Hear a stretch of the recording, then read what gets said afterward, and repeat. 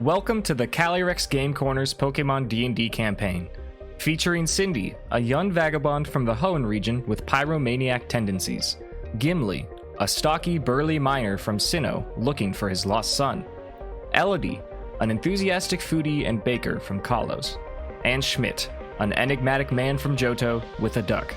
My name is Rich and I'm the Game Master, and this is Dunsparce and Drampa.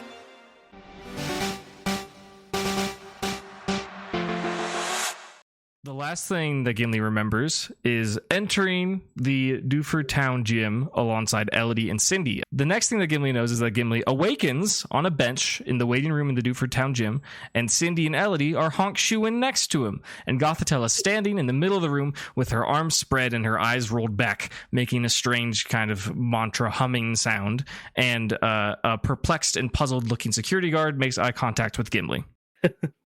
So I guess it's my turn then. I guess it must be. Gimli observes that this Pokemon gym, unlike many others, has its own little mini self-serve Pokemon healing station, as well as a PC. Okay. So I guess I have to approach it. Is this the place I go first? If you wish. Do you want to use the PC, or do you ready to just go in? The security guard informs you in this kind of foyer before the big red doors that this, along with many of the Hoenn gyms, is a 3 Pokemon challenge. Okay. Very cool. All right. I guess I'll have to make the switch then. So we'll exchange. Probably, we're going to put Breakalad away, and we're going to pull Toidle out of the box. Okay. Hello, old friend. It's been a while. True. All right. Very good. That will work. Then I'll put Breakalad back. Yeah, it's not your time, buddy. Can't dance on the competition with this one. It'd be tricky. It would be tricky. Trickier than I want it to be. So we got Toidle, who are the 2 brave souls who are going to accompany Toidle. So Toidle's definitely coming. And then we're going to bring Bean. Ooh. And Lasagna. I had a feeling Lasagna would join the roster. Yeah, Lasagna's kind of a given. Bean is the shock factor. Okay. Yeah. Good strategy. I like it. Mm-hmm. Gimli accesses these 3 Pokemon that he wishes to have, and he approaches the security guard, and the security guard requests his trainer card. Does Gimli provide it? Of course. The security agent kind of puts it through a little scanning machine and goes beep beep, and he hands it back to you, and he says, "You may proceed when you're ready. Do you enter the red gym doors?" Of course. Gimli does so. The large double red gym doors open, and Gimli is greeted to the scent of an actual real workout gym that people use. It is a little musky, it's a little stinky, and he can hear the sounds of workout equipment whirring and weights clanking against the ground and in racks. And if he looks around him, he can see people and Pokemon working out like an actual place, like a real gym, like a, you know, the origin of the word, one would say. He notices that beyond his immediate perception, like 30 feet in front of him, this is kind of a long kind of tunnel of a gym, and it's pretty dark in the distance. It seems like only this particular first part of the gym is illuminated. And the first person to greet him, as seems to be common with many gym challenges, is someone who is no older than 13. There is a little girl with pigtails wearing a white gi with a purple belt, and she marches forward to Gimli confidently, and she bows to Gimli and she says, "Hello, challenger. My name's Gigi, and I'll be your first opponent at the Dewford Town Gym." Hello, Gigi. Bows back. Perfect. Can you give me a roll on the bow? 5. Okay, what's your charisma mod? Oh, you can make it strength, actually. Okay. Its strength, that is a 10. Yeah, nice. This is not terrible. It's a nice, perfectly suitable, respectful bow. Just about the same quality of one that she gave to you, so it checks out. You notice that you and Gigi are standing on kind of like a wrestling mat battle pitch that is currently clear of any obstructions. It's about 25 feet by 25 feet. Has a little Pokeball symbol in the middle. Gigi says, "For this first challenge, it will be a double battle, and you will use 2 of your Pokemon. Choose wisely. Here's my friends," and she throws out 2 Pokeballs. The first Pokemon you see is a small blue bipedal dog. It's pretty tiny looking, but it looks like it's got a lot of fighting spirit. It hits the mat and it goes piff, piff. And then the second Pokemon you see doesn't seem to be awake. It sits cross-legged on the pitch, and it has a kind of a bulbous body, although its arms are slender, and it has a strange shape on its head. It seems very meditative, and it seems like it is fairly muscular. It is just meditating at the moment. Which 2 Pokemon will you use in this challenge? I think I want to use Bean and Toidle. Bean and Toidle. Being the spooky Pupitar creature, and Toidle being the Torkoal. Yep. We're going to have Lasagna sit this one on the bench. Very good. Gigi sees your selection, and she snaps her fingers, and a group of very muscular bipedal Pokemon enter the arena, and they set down a bunch of work equipment on either side of the battle pitch. It seems like for the whole 25-foot line, there are various bench presses, elliptical machines, just various workout equipment that is on either side of the battlefield. And Riolu, this little blue dog fellow, starts jumping and weaving and like sneaking around in between all the workout equipment, as he is a small little dog. And it seems like he is not necessarily working out, but he is becoming acclimated to this improvised terrain. It is at this time that you are welcome to roll initiative. Okay. I roll for myself, yeah. Like, Yeah, just yourself, yeah. Add your dex. Yep. Whole 0. 9. Okay. Gigi got a 3, so you may go first. They are side by side in this pitch, kind of a traditional double battle. Riolu is going to immediately assume a position where it is kind of halfway hiding behind a bench press. Whereas Medicham is just sitting in the middle of the field with its eyes closed. Mm-hmm. You may go first. All right, so I'm going to start out pretty simple. Okay. So the first thing I'm going to do is use Brigolad to Shadow Sneak right into range of the Meditite. You mean Bean, correct? Oh, Beam. What did I say? You said Brigolad. Oh, but I know he can't Shadow Sneak, so. He definitely can. He's not here anyway. So yeah. Bean. Okay. Do you intend to use that just for the movement, or do you want to use it for the damage as well? Oh, no, that's coming in bonus action, full on attack. Into Medicham? Yes. Okay. You may roll to hit. Does a 18 hit? It does. 18 will in fact hit the Medicham. You can roll super effective damage. That is 14 damage. Nice. Great for a bonus action. All right. Okay. And then at point blank range, we're going to Shadow Ball the Meditite as well. Okay. Sure. Let it rip. Does a 23 hit? It sure does. Yeah, that's a super effective Shadow Ball. Yep. 49 damage. Holy guacamole. A solid hit. Yeah, they also get -2 on any hit they make before the end of the next turn. Oh, is that just an effect, or is that from a natural? That is just an effect of Shadow Ball. That's crazy. -2 on a roll to hit.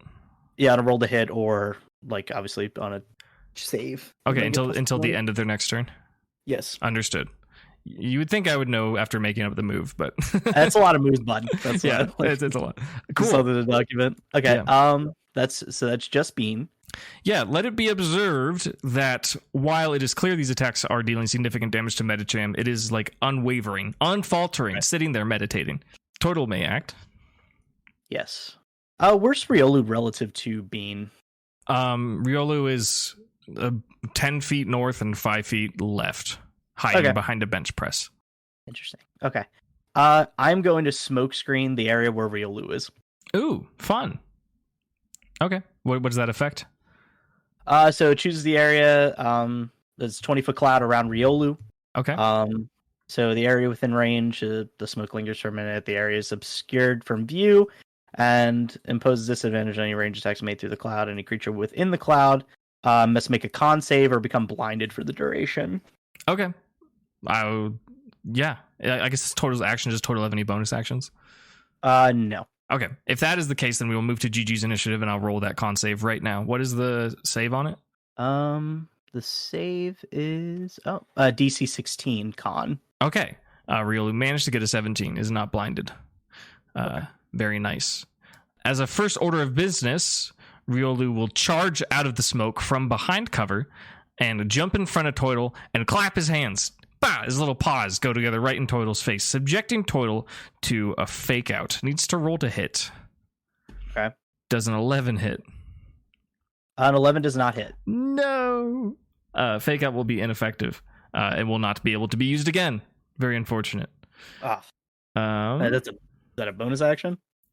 No, it's an action that can only be used on the first turn of battle. So, but it would cause me probably to lose a turn of combat. Yeah, right, or Toidle would not do anything on the next turn. Very cool. Yeah, and you dodged it, which is great. Or I guess more accurately, Toidle's shell was impervious. Yeah, tuck the head in. Interestingly, Medicham continues to sit there quietly, and this time actively uses the move Meditate, giving it some sort of buff that Gimli is not familiar with. And that is Gigi's turn. A failed fake out, and Medicham seemingly doing nothing. Very pog. What is next for Gimli? Riolu is not undercover at the moment. It's standing right outside of the smokescreen cloud. Okay. I have great news because Riolu is going to continue to be ignored. So we are going to first point blank Shadow Ball again to the meta type. Okay. Riolu will take a reaction upon Medicham being targeted and use Follow Me, subjecting Bean to a DC 14 Charisma save. Okay. I did not pass. Riolu will have to be targeted by Shadow Ball. Okay.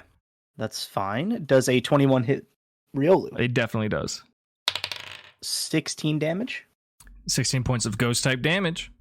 Bean fires off a shadowy blob at Riolu. Now, are all attacks redirected to Riolu for the turn? What do I have written? Give me a moment. Of course.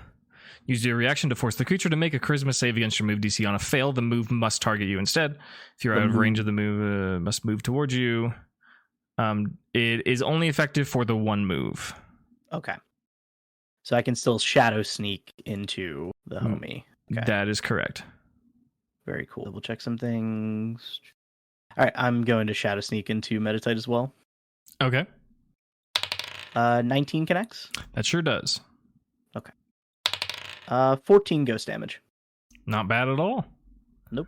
You can see Riolu seemed pleased with itself that I was able to gain the attention of Bean for the Shadow Ball, but it looks disappointed that it couldn't stop Bean from shadowily charging into Medicham, who is sitting there meditating, storing energy. Not literally biting, if you were curious, but that's what I thought at first, and I was like, yeah. Yeah. Okay. I would be more explicit about that. It wouldn't be a sneaky thing. Okay, Toidle. Toidle is going to go for a Flame Wheel into Meditate. Okay. Let it rip. Okay. That is actually you, so that is a DC 15 Dex. DC 15 Dex. Medicham is reasonably dexterous, but it does critically fail. We'll treat this as a critical hit. Okay. And that is boosted by the current weather effect drought from Toidle. So, very nice, Toidle. 37 damage. All right. Understood. As Toidle... Is Flame Wheel like you tuck in the shell and you spin out? Is that what it is? Oh, is that I'm what you sorry. picture? Charcoal too. I forgot about that. Oh, add that. That doubles your 41. damage bonus, right? 41 now. 41. All right. Yeah, pretty significant damage. What does Flame Wheel look like to you? Oh, so I guess from Toidle's perspective, instead of it being like vertical, like in terms of a wheel, he's like horizontal because he's a turtle. Oh, so like a Beyblade. Yeah, I would think that's what it would look like if Torkoal did it. That's versus cool. Like a normal Pokemon. I like that. Yeah, hell yeah. Is there a burn on that? No. Okay, understood. I think that's probably for a reason. Yeah. Okay. Solid hit. Medicham looks a little singed. It looks like it's got shadowy goop all over itself. Doesn't look super good, but it's still up. Still hanging in there. Does Toidle have any bonus actions? Toidle has no bonus actions. Okay. Let's start with Gigi again. Riolu jumps, or it doesn't actually move yet. It looks at Medicham, who's meditating, and it goes, puff, puff, puff, puff, puff, puff, and it claps its paws in a very encouraging way. It seems like perhaps Medicham is being coached, increasing one of two of its stats, which I'm deciding right now. Medicham seems like it raises its eyebrow listening to Riolu's cheer, and it seems more confident, more powerful. And you see it furrow its brow, and it begin to focus It is focusing. It seems very serious. Yikes. Just to distinguish from the video games, this attack uses the concentration mechanic. It is not like getting hit and it's canceled. It is you have to break concentration, so that's when you deal damage. Each time you deal damage, it's subject to a DC 10 Constitution save. But it does take turn to charge. Correct. It is at the start of the next turn, it will release this Focus Punch. So, Gotcha. Focus Punch is charging. See if you can break concentration. Okay. Can do. It is Gimli's turn. All right. Well, no matter what, then this will be successful. So we're going to go for first right away another Flame Wheel into the Metatype. Okay. As a reaction, Riolu will use one of its Follow Me's, subjecting Toidle to a DC 14 Charisma save. Toidle fails that check. Okay. Toidle will be targeting Riolu. Okay. So 15 Dex save to Riolu instead. Okay. Riolu's Dex is not as good as Metacham's, but it gets a natural 20. Oh. Via our crit rules, I think it avoids damage. It does avoid damage, yep. Okay. Nice job, Riolu. Very good, Riolu. Yeah, that was really good. Any bonus actions for Toidle? No bonus actions for Toidle. Bean, what you doing? Bean be schwangin'. Okay. So we're going to... So I'll Shadow Sneak first. I want to see the result of this. Okay. And our turn economy includes one reaction per round. We don't often discuss that, but each Pokemon is only subject to one reaction, so you do not need to worry about Follow Me here. Okay, very good. That is a... Oh my god, 23. 23 yes, hits. Good. Yes. Yeah. I was like, why can't I math? Okay, there we go. Cool. So we'll do the D6. So that is 15 damage. Okay. Solid Shadow Sneak. Will also be making a DC 10 Constitution save to maintain concentration. Gets another crit. That's not going to give it any bonuses or anything, but 220s in a row. Yeah. Just worth noting. Yep. Okay. So we'll not do this yet. Okay. So then we're just going to do the point blank Shadow Ball again. Okay. Keep it consistent. Cool. Actually. What's the environment around Metacham like before I commit to this? He's kind of just in the middle of the arena. Okay. There's workout equipment at the northern end and the southern end, but there's not particularly near Metacham. Okay. And we're right on top of him, so I can't read. It seems he is unmoving, but his legs are crossed and he's focusing very intently. Right. Okay. Well, we'll gun for the Shadow Ball. What's the it's a DC 10, right? To keep concentration. Constitution, yes, correct. Okay. Does the Shadow Ball affect that? Concentration? I might not. Taking damage does.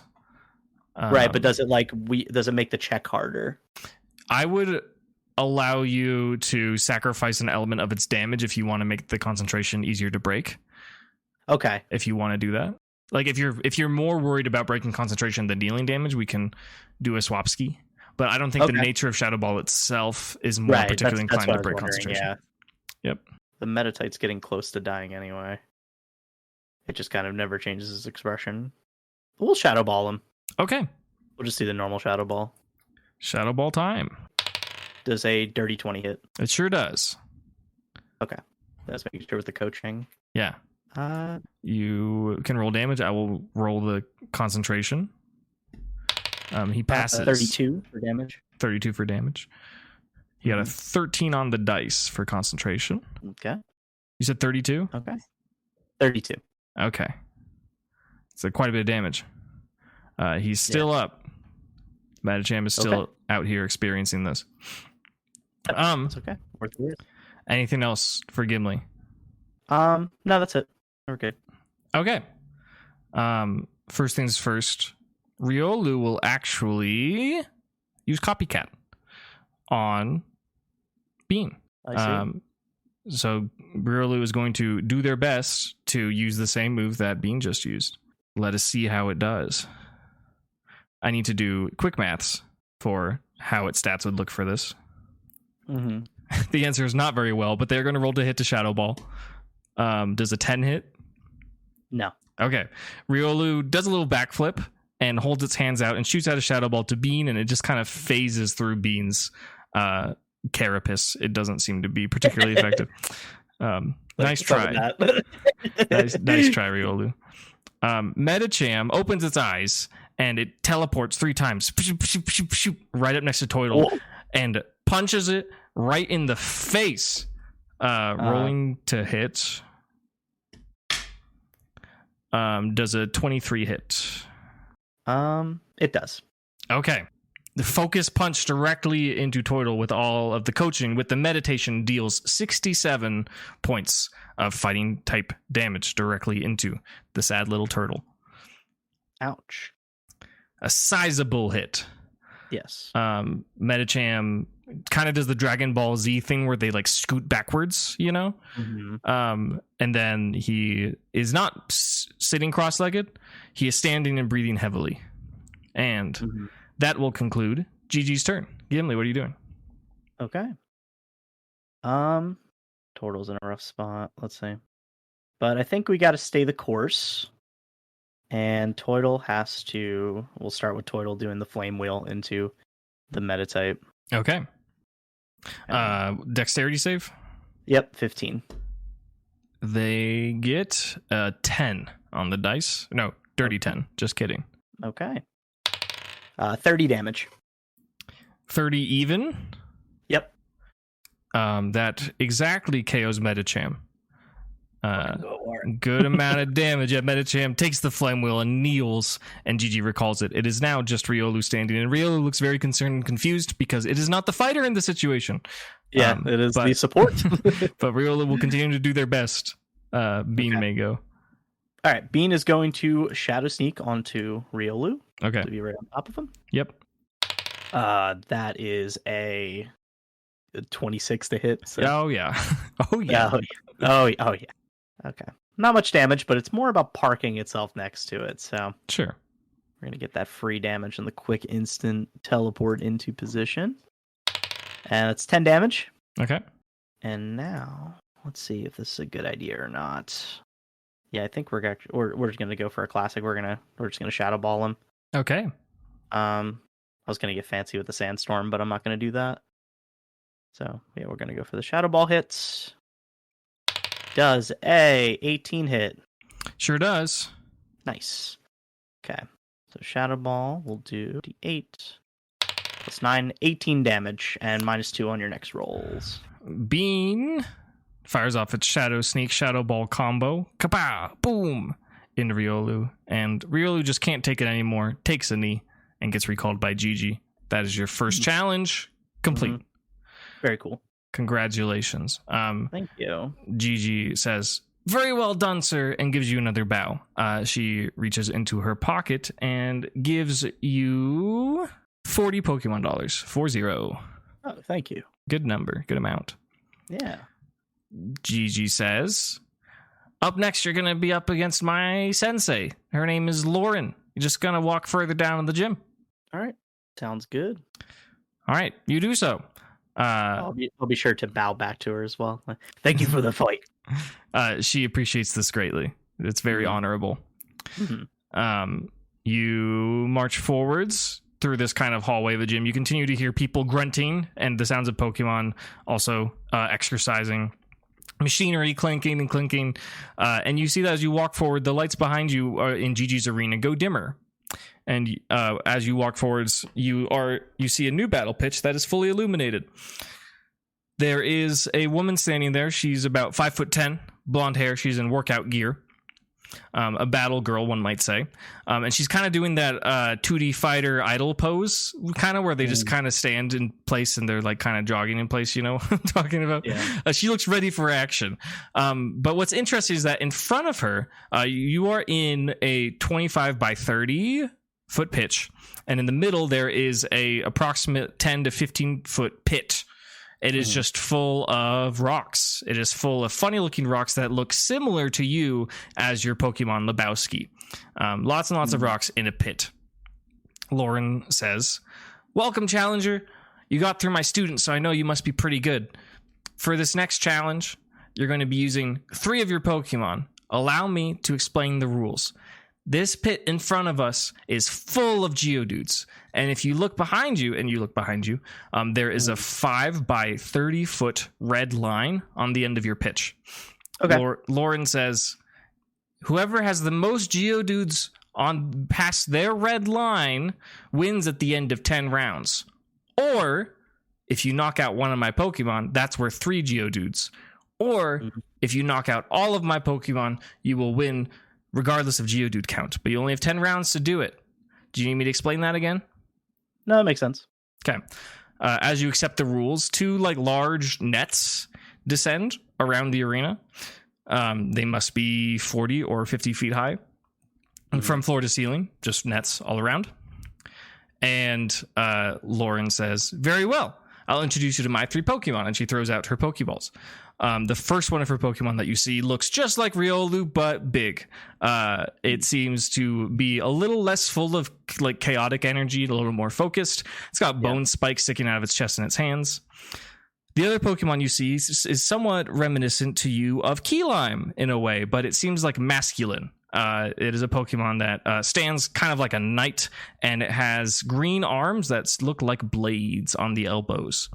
The last Pokemon you see is an unassuming blue stag beetle, but it looks like its horn is particularly powerful. These are your 3 opponents. I would ask who you're using, but you are using all 3 of your Pokemon. Yeah, before we get into this fight, was I able to heal my guys at all? Apologies. Gigi would have restored your HP, not your PP. Gotcha. Okay, I just wanted to make sure. I was like, I'm at 22 HP, and I'm not gonna not pop potions. I missed something. That's my bad. That's okay. So yeah, once again, you can just go for full knockouts. You have to get it within 10 turns. You can go collecting Geodude, and if you have the most at the end of 10 turns, then you win. You can do a hybrid approach. You can do whatever you want. Okay. So the Geodude, is it like a hungry hippo situation? Like, what is the there's the arena looking like? It's a perfectly it's not a perfectly square arena. It's 30 feet wide and 25 feet tall.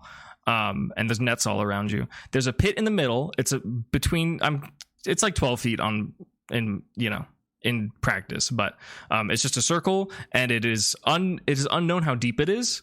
And it's just full of Geodudes. Okay. Does that make sense? Yeah.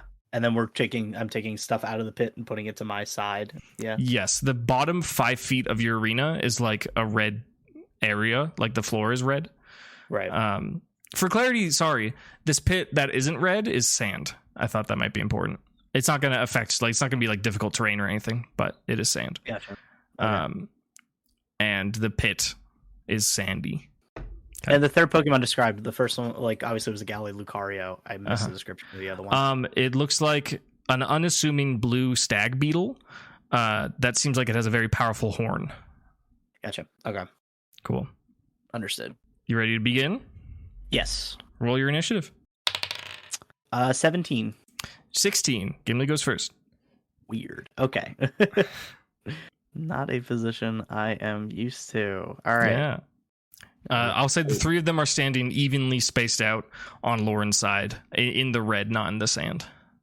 Now, she said the Pokemon were they able to enter in and out of each other's like goal sides? Like if I get a Geodude, it's my Geodude, right? It's done.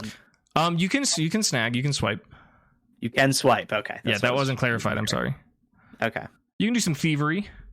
Yeah. There might be even other ways to, like, the Geodude seem pretty passive, but like that doesn't count out that's like they are sentient and they could be coaxed or encouraged to leave the goal area as well. Oh, interesting. Very cool. All right. Yeah, that's interesting.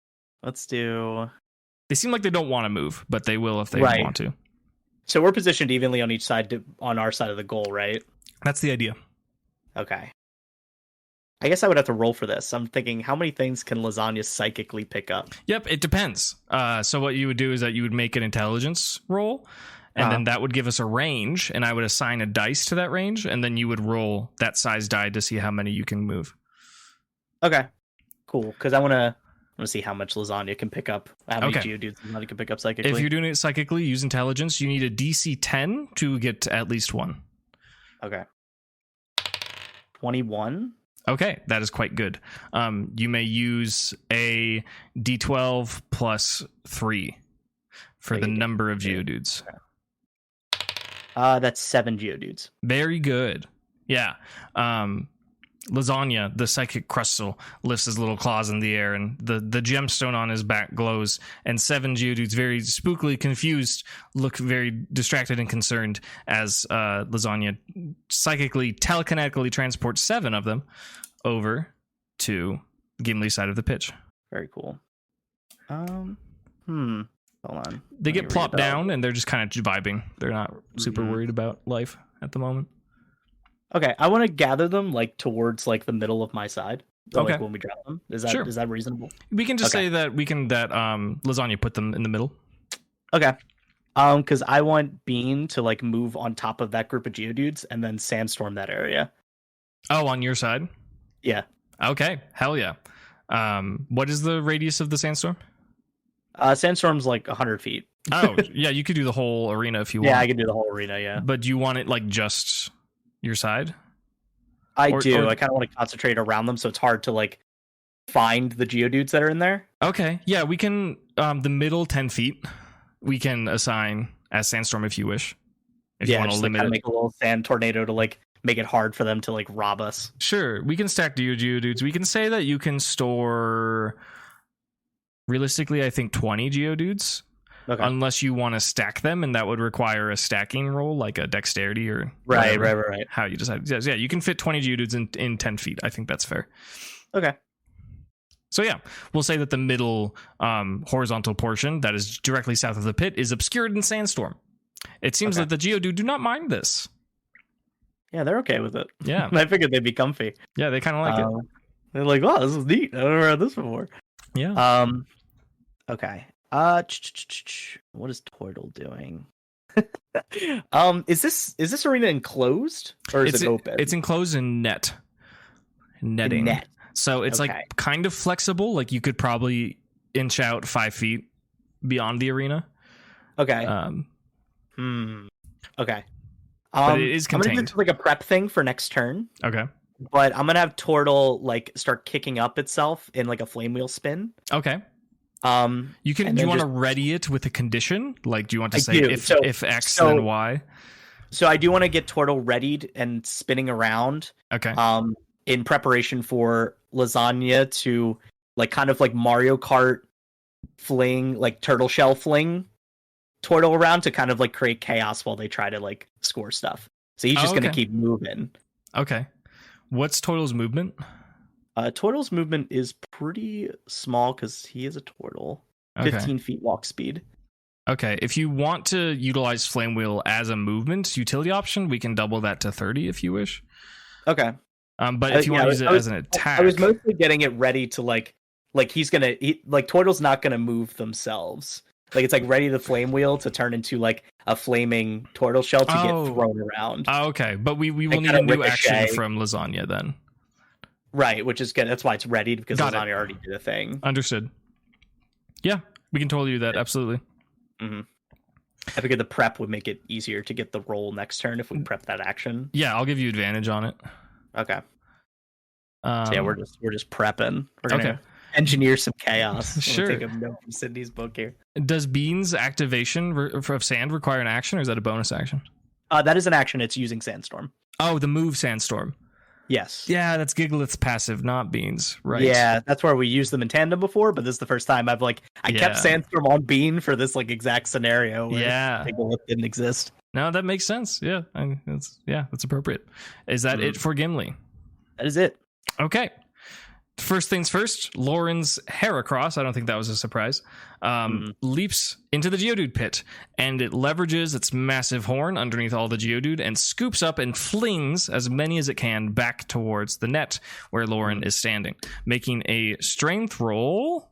Rolls low, gets a 12. So we're going to give it a d4 plus 1 of Geodudes, which it gets 3.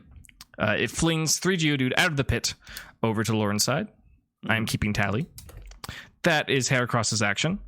Lucario stands opposite of the pit, does not enter the pit, and growls and snarls and puts its hands together and then pulls them apart. And as it does, a blue bone appears of like a kinetic aura energy. Lucario grabs the aura bone and boomerangs it over to Lasagna.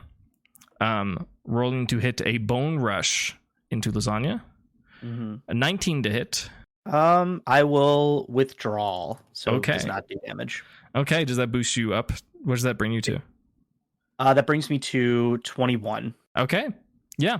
The bone rush connects. However, Lasagna tucks into its gemstone and the bone clinks off of Lasagna's gemstone and deals no damage. Glade has a different agenda than its team members. And in this moment, Glade decides to gather some Geodudes. Glade will jump into the pit and will use its arms to pick up and throw as many Geodudes as it can in 6 seconds. So we're going to make a strength check. Ooh, very good. It gets a 22. Going to give it a D12 plus 3 for this. Ooh, very good. That's incredible. Almost max roll. So it gets 14 Geodudes. As its eyes kind of glow with like a pinkish purple blue, and it moves in lightning speed and just throws a whole bunch of them into the net. All right. Lauren's side currently has 16 Geodudes. Yes. And I have 7. And yes, correct. And knockouts are worth 3. And remember, you can always manipulate the Geodude counts if you wish. Round 1 is over. It's back to Gimli. Okay. It's a 10 round game. Round? The only way to end it sooner is to knock out all the opponent's Pokemon. Gotcha. Okay. We want to approach this. So they're still in the pit, right? Heracross and Gallade are in the pit. Lucario is standing outside of the pit. Okay. So the pit's like its own self-contained thing.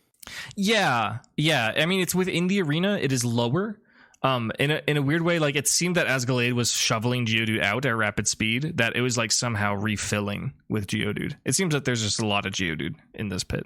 Okay, I'm gonna position Bean to like hover over the pit. Okay. Towards my and like face my side. Mm-hmm.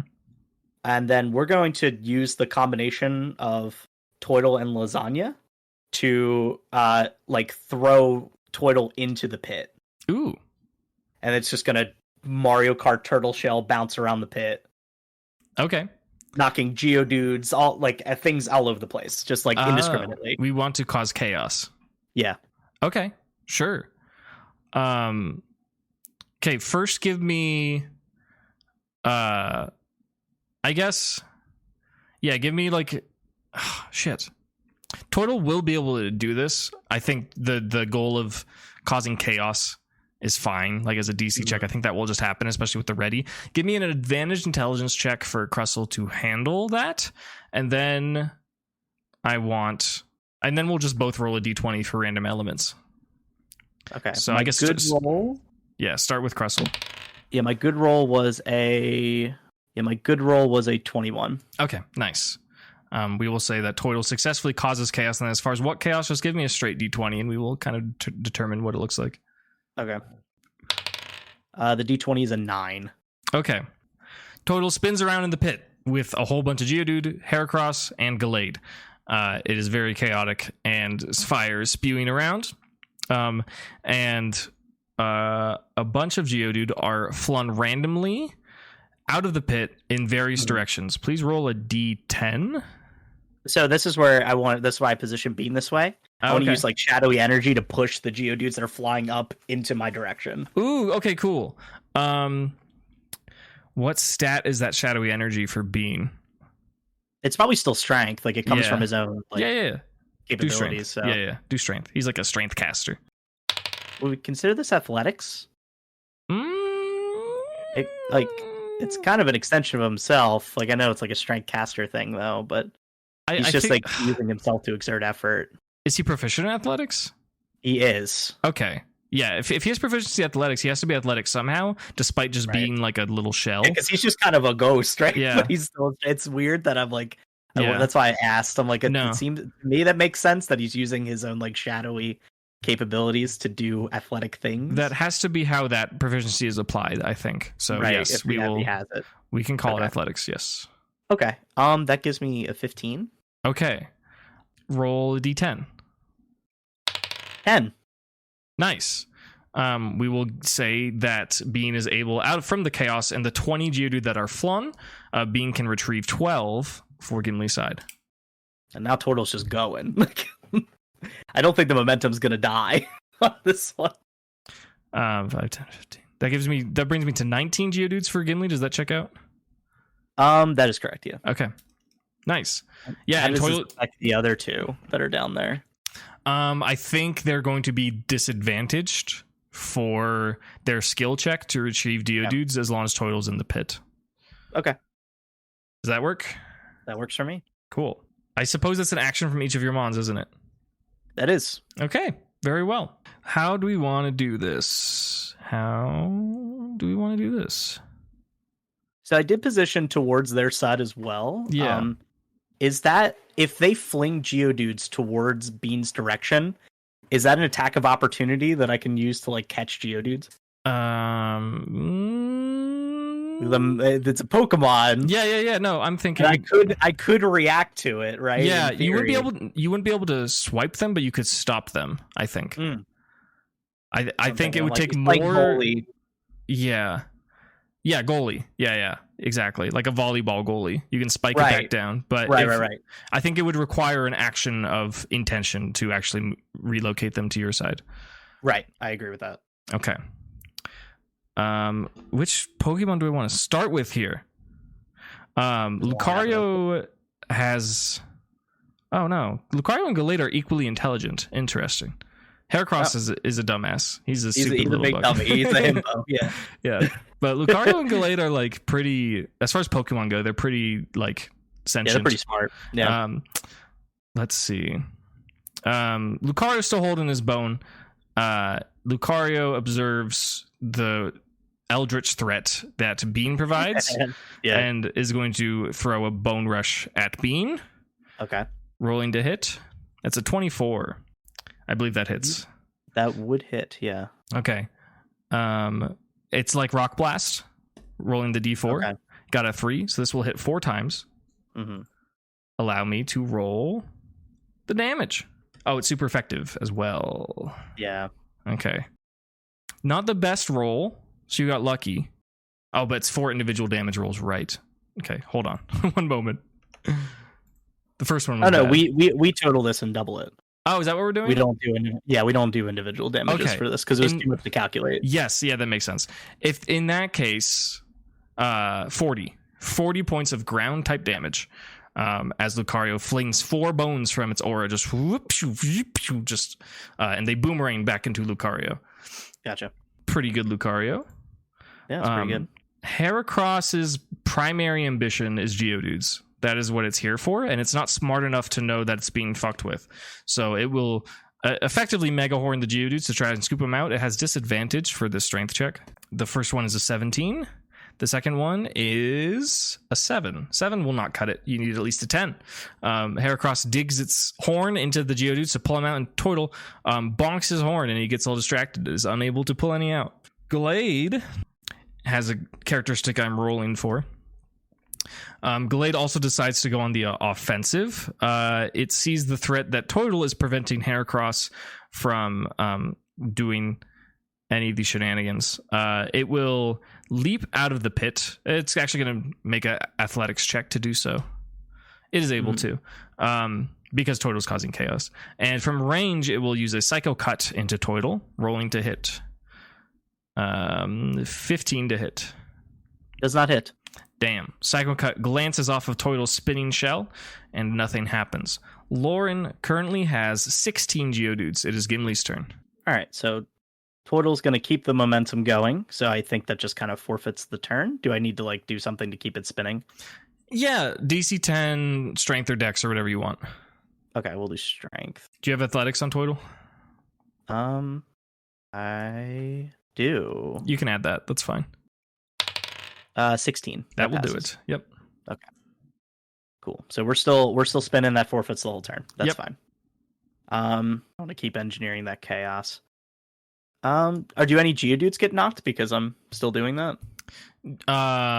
Do you want them to? Yeah. I mean, that's the goal, right? It's just to keep knocking Geodudes out of the pit the whole time and stopping what they're doing. What did we do last time to generate it? The skill check was based on Crustle's, wasn't it? Oh yeah, it was based on Crustle's intelligence to control. I guess. What did you just roll for Toidle? You got a 16? I got a 16, yeah. Do you want to count that?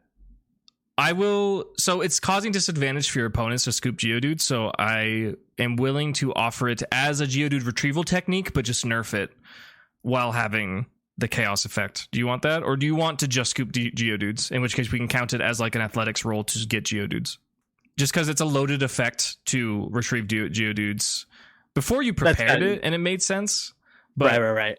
Yeah. Okay, I'll just do it as the Geodude scooping effect. Like, and not affecting Lauren's Pokemon? Yeah, okay. That's fine. A 16 nets you a D10 plus 2 amount of Geodudes. It's 10. Okay. Give yourself 10 Geodudes. I will be doing it on my end as well. That brings me to 29, I believe. Yeah, 29 on my end. Pretty good. So you still got Bean, you still got Toidle, right? Yeah. Okay. I want to make this terrain difficult. Ooh, fun. I'm not going to be able to... I can't fight them directly as well. You think they're too powerful? I do. They have like a lot of advantages against me. Yeah. So I'm not too concerned with, especially with Tortle just being like engine of chaos, knocking things around and like scooping everything for me. Uh-huh. Kind of want to just make Gallade and Lucario's life difficult. Okay. So I'm going to use Beam to kind of like be disruptive. Use a combination of teleporting Shadow Sneak around, just like focusing my movement just to keep moving around and be annoying. Okay. But not attack anything. Like he's not fighting. Okay. A distraction. And then, just spreading rocks everywhere to make the terrain a lot more difficult with Rock Slide. Okay. So using Rock Slide to create difficult terrain, is that your idea? Yeah, I'm using like Shadow Sneak to like, you Rock Slide to create difficult terrain, Shadow Sneak to move around the terrain to like kind of draw the attention of them just like constantly. Since Bean hovers, he would be immune to the effects of the terrain anyways. Right. Okay, I like this. You're not trying to deal damage, correct? Exactly, yeah. Okay. But I'm trying to make it hard for Bean to get hit, and then also make the terrain difficult to navigate for those guys. Yeah, that's fine. What is Gimli's terrain modifying passive? You get advantage? Yeah, I get advantage on those. Okay. Yeah. With the bonuses that you should roll. I'm going to say DC 8 strength to modify the terrain. It's a 13. Okay. What's your goal here? Like, what area do you wish? Like, all the sand? Yeah, pretty much all the sand. Okay. Because of Gimli's passive, I am willing to offer that to you. That is kind of a big field, but Bean's kind of powerful, and if you're not trying to damage this turn, that's fine. I do need to know where Bean is going to rest after 6 seconds. Well, I think that's why I was doing the Shadow Sneak part of it, was like, because Rock Slide can kind of just be used at range and indiscriminately throw rocks around. Yeah. But Bean's just like being annoying amongst the rocks, like, and teleporting around, like, within that. So he's not going to remain at a position, he's just going to be... No. Okay. Yeah, the idea is to make him like much more difficult to deal with for them. That is like, what's he gonna do? Like, he's just moving around. Like, is he gonna scoop some Geodudes out of our range? Is he gonna just like attack us? Like, they're kind of disoriented. Okay, I think if you want to make the terrain difficult, in like making the terrain difficult and making yourself difficult to hit. Well, the Shadow Sneak's a bonus thing. That's why it's like, I know it seems like a lot, but because it's a bonus action for me to move around like that. Yeah, this turn, if you want to make difficult terrain, it's just a lot. I will let you use Shadow Sneak to put yourself in like the bottom right corner of the arena, and since the terrain's difficult, they can't reach you. But this turn, I am not certain if we're making all the sand difficult. I can't give you advantage on not being hit. We can focus on the area around Gallade, Lucario, aren't they in the same spot? Yeah, they're just above the pit. You want to just focus there? Yeah, I think focusing there is fun, since we don't want to like create this crazy terrain and then also have Bean just like be a nuisance. I'd rather just like create this little area that they're like working around. Okay, that works. Okay. Yeah, I figured not doing damage was a big deal, but also like, it is a lot. So yeah, okay, we can tone it down. Okay, understood. We'll say like 15 feet around Lucario and Gallade is difficult terrain having their movement. Does that work? Yeah. Okay, cool. We didn't get Lasagna. Yeah, Lasagna hasn't gone yet. Okay. Lasagna's gonna use Psychic Power to start robbing them of Geodudes. Okay. Those Geodudes are worth twice as much, so. Yeah, that's a good way to think about it. So okay. So would I roll like intelligence to just like pick them up? Yeah, move them? yeah. I think it's a similar idea. They're greater distance, but like his psychic moves have a range of at least 30 feet, right? Yeah. Yeah. So yeah, it's fine. Just what are psychic moves? What does he have? He only has future sight. Future sight. Okay, what's the damage formula on that? The damage formula is 3d8 plus 9. Yeah, But it's doesn't like help a me. delayed cast. Doesn't give me anything. Yeah, just Yeah. make an intelligence check. DC 10 Okay. for at least one. It's 21. Okay. Give yourself a D12 plus 2 amount of Geodude to swoop. D12 plus 2. That is only 5, but that's fine. Okay. And yeah, we'll just keep it simple. We'll just say that that's a direct transfer. Okay. Work twice as much. That's fine. Yeah. You said 5? Yep. Okay, that's easy. I can just cross out one of these tallies. Okay. Anything else for Gimli? That is all I have. Okay. That's the end of round 2. Our totals at the end of this round are 11 for Lauren and 34 for Gimli. Is that correct? Yep. Okay. There's 2 different things we could do. We can cut the duration down to like 5, which is perfectly reasonable in my opinion. Or we can make it a Geodude total, perhaps 60. Yeah, it was like either rounds of combat need to change or a threshold needs to be able to be met. Do you have a preference here? I kind of like the threshold. I think that the idea of like a race and scoring is more interesting. With that being said, we have Lauren's down to 11, and I said you had 34, right? Yes. So 45 currently. Geodudes? 45 currently. Okay. Cool. Yeah, we'll keep going. Yeah, 5 rounds of combat, either knock them all out, or when we get to 100 Geodudes total. Okay. That also gives it more element where stealing isn't always the best option, because then you aren't removing Geodudes from the total. You know what I'm saying? Exactly. So, okay, cool. Round 3. You ready? Okay. We're going to start with Heracross because he's dumb. And he only has one thing in mind, and that is the Geodudes. Stupid. Yep. My man thing. Now, are we considering the chaos still? Actually, you know what? No. Heracross has a different plan. Heracross is not going for Geodudes. Sorry? You were going to say something? No, you're good. Okay. Heracross was unable to get Geodudes because of Toidle, so instead he's going to try and scoop Toidle out of the pit, actually. Very neat. We're going to... What's Toidle's armor class? 16. Okay. I will give him strength plus proficiency, because he's using his horn. No damage, just to leverage. 19. That should do it. False. Withdraw. No? Puts me at 19, and armor class favors me instead of favors the attacker. Yeah. Because of my passive. Yeah, that is your passive. Yeah, okay. Yeah. Heracross goes to dig his horn under Toidle, but Toidle rolls around, and Heracross... Like, nope! Yeah. Heracross opens his wings in frustration, but doesn't fly. He just is making himself big. Like, what the heck? Yeah. Not having a good time. I'll go with Lucario. Lucario has a game plan. I gave Heracross and Lucario game plans, and Gallade is a wild card, if you were wondering. That makes sense. Lucario, I don't know who he wants to target, so I'm going to roll for it. Okay, he's going to target Toidle. He saw that Heracross was having trouble hitting it, and Lucario thinks to himself, well, I can always hit it, because he will use Aura Sphere, which always connects. He will be doing it for damage and not to stop Toidle from rolling, though. So, rolling, guaranteed Aura Sphere damage. Fighting type. Not particularly high. It's like Aerial Ace, but a little bit stronger.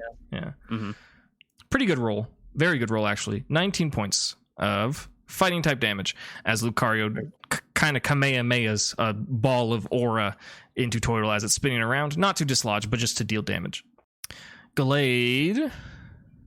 Gallade identifies the mental energy that is coming out of Crustle, but he's on rough terrain. Damn it. Yeah. Terrain obstruction kind of makes it harder. He can still move 15 feet, so he'll do that. And we were flavoring the terrain as 15 feet, correct? Yes. Okay. So we will get him out of the terrain, skirting towards the crab lasagna, and he only has one ranged attack, which he will fling out at Bean, why not? Firing off a Psycho Cut towards Bean, rolling to hit.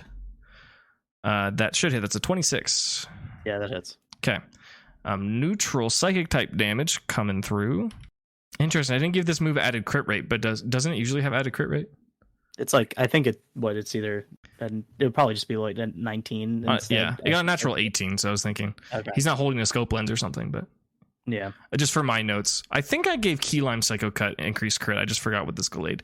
Anyways, 29 points of psychic type damage into Gallade, as they do not attempt for Geodudes whatsoever. That is it for Lauren. Okay. Very cool. All right. We're going to do that D10 for Twiddle to keep scooping up those. Oh, that was based on the athletics roll. So make the athletics roll first, because that could change the amount that you get, for better or for worse. Yeah, that was 24. Okay, that's a D12 plus 3 worth of Geodude. 8. Okay, a good amount. 8 Geodude leave the pit, and are we like kind of saying that we're volleyball-y them to Bean, who as a bonus action moves them, or are we just we can flavor that they just go in the goal? Actually, that's fine. Yeah, because we're rolling exclusively for that. Yeah, that's fair. That's fair. I don't need Bean position to like scoop anymore for that if we're gonna do it that way. I think. That brings you to 42, correct? Yeah. Okay. Continue. Okay, let's see. You want to engineer some chaos, or do you want? Can I prep a future site to like scoop a lot of Geodudes? yeah. You would have to wait one turn, right? At least. Yeah. At the start of Gimli's next turn. Yeah, you can do that. That's fine. It's triggered as a free action. Yeah, we do need to determine the amount though. Roll your intelligence with advantage, or you can wait until it connects to do that. That's up to you. It's fine. I would probably just keep the roll either way. Okay. You want to make like a secret roll and just unleash it on the turn just to surprise you, or do you want me to just tell you what I got? Either's fine. Okay. Yeah, my advantage gave me an 18. Okay, cool. We'll do, that's a D12 plus 1. Okay. And we can roll that with advantage too when it happens. Let's wait. Okay. All right. So we'll keep that prepped. That's all I can really do with Lasagna's turn. Okay. And then I think Bean is going to try to continue to obstruct this Gallade. Okay. So we're just going to try to surround it with Rock Slide Rocks again. Okay. And then not for damage, just for movement. Yeah. Okay. Pretty effective. Pretty good call. Once again, because of Gimli's passive, I don't feel like I need you to roll for that. You can see if you get a crit, but I don't know how that's really going to impact it. Yeah, I'll roll to see if I crit. Okay. I do not. Okay. Yeah, that's fine. Yeah, it works. Gallade's movement is still restricted. Very annoying for Gallade. Yeah, we're just kiting it around. Yeah, that's cool. I'm going to teleport away from him. Okay. Anything else for Gimli? I think that is all. Okay. We are at... Is this round 3 or round 4? Shit. This is round 3. No, like with Lauren here. If we go back to Lauren, this is round 3, right? When Lauren finishes, that would be the end of round 3. Oh, so yeah, you went first, right? I went first, yeah. I've been going first all the time. Okay. So we're currently in round 3. Mm-hmm. Okay. I was keeping track, but I have a lot of numbers written down right now. Yeah. There's a lot going on, I know. Okay. It's fine. At the start of Lauren's turn, she has 11 Geodudes, and Gimli has 42. Yes, that's correct. Heracross is going to... Is Heracross still pissed off at me, or is he going to go back to scooping? No, Heracross is still mad. He's going to use Mega Horn proper. I think Total resists Bug, right? Does, yeah. Okay, well, but he's dumb. He's dumb. Yeah, Heracross doesn't know what's going on. Hit with Horn. I got it. Yeah, that's all he does. He's Horn Boy. He Horn Boy. Yeah, rolling to hit Mega Horn. 21 should hit. Yeah, that does connect. Looking at my flavor for this, he does have the ability to add a knock effect, but he needs to have charge 20 feet to make it happen, so that won't be happening. Instead, he'll be doing resisted bug damage, which is 21. Weird. Pretty good. Okay. Powerful attack. Yeah, that's pretty solid. Yeah. Even resisted. Yeah. He's strong boy. He is strong. He's dumb, but he's strong. That's how it goes. Yep. All right, cool. Okay. Gallade has chosen a clear target here. It's Bean. Will fire off another Psycho Cut at Bean, since that's the only move. Well, he could. Well, I cut it out. Like where? Like I try to get it keep the distance out. So is he close enough? Roll it with disadvantage then. I think so. Yeah, Okay. I think it's a bit of a distance. Okay. Especially he didn't move out of the terrain first, right? Did he? No, just it's a ranged attack 1, and inhibiting movement plus making yourself harder to hit is kind of a lot, but I will respect it. Disadvantage to hit Psycho Cut, natural 3, and natural 11. 11 plus attack bonus should be 19 to hit. That still connects. Okay. Rolling Psycho Cut. 24 points of psychic type damage. Perfect. Okay. That puts me at 3 HP. Let's Nice. Hanging That's in great there. because I get to auto live a hit, so it's fine. Yeah. I was like, okay, don't go to 1. Don't go to 1 or below 1. We're all right. Lucario goes next. Lucario is Combat Boy. He has more ranged options than Gallade. Very interesting. He's gonna attack Toidle, following up for a Heracross. This time he's gonna use a Psychic. And I have Psychic as a roll to hit move, so we will do that. The attack bonus is not super high. That gives him a dirty 10. That should not connect. That doesn't connect. Okay, Lucario focuses his mind power into Toidle and finds nothing there but a candle that is a flame. And there's no psychic thing to influence. Toidle does not lend his thoughts to Lucario. No. No thought. Cool. End of round 3. Let's start round 4. Gimli. Okay. So we are going to use Lasagna's Future Sight plus regular lifting ability to scoop a bunch of Geodudes out. Yes. And I told you D12 plus 2, I think. Plus 3. I think it was D12. I think it was D12 plus 3. And with So it was like a advantage. 24. Yeah. Yeah. Roll that. So that's for the Future Sight. That is 7 on the Future Sight activation. Oh, no. We already rolled the Future Sight activation. And Did we? Yeah. No. I mean, like, that's the amount of Geodudes I get for Future Sight. Oh, I yes. just cost myself a whole Correct. turn. But then I can also, like, I that's the only action I get. That's a free action for the Future Sight. You channeled it, so yeah, you can do something else. Yeah, because I'm just gonna I get the 7, and I'm gonna lift more just naturally. Oh, okay. I see what you're saying. Yeah, so yeah, you do need to make that intelligence check separately. That is a 5. Okay. Like for the intelligence check? Yeah. Okay. That you need a 10 to scoop any. So unfortunately, Lasagna is a little burnt out from the Future Sight. Yeah. Okay. It's fine. Got the 7. Yeah. Pretty good. Let me add that 7. I forgot. That. That brings you to 49. You may continue. 49 to like nothing. But Yeah. I am still worried about HP, but Yes. clock's ticking. Yep. Yeah, Turtle's just gonna continue to do what they were doing. So Okay. Scooping some up to collect. yep. Okay. Athletics. Athletics, that's a 16. Okay. That is going to be a D10 plus 3. 11. Cool. That's very good. 11 more Geodudes. Pop, pop, pop, pop, pop, pop, pop, pop. Now That brings you to even 60, I believe. Yes. Okay. And what does she have? 11? Yes. Okay, so we're at 71. Needless to say, her game plan has changed. It is knockout Pokemon. Yes. Okay. She doesn't have much time to do it. No. And Crystal hasn't taken any damage, right?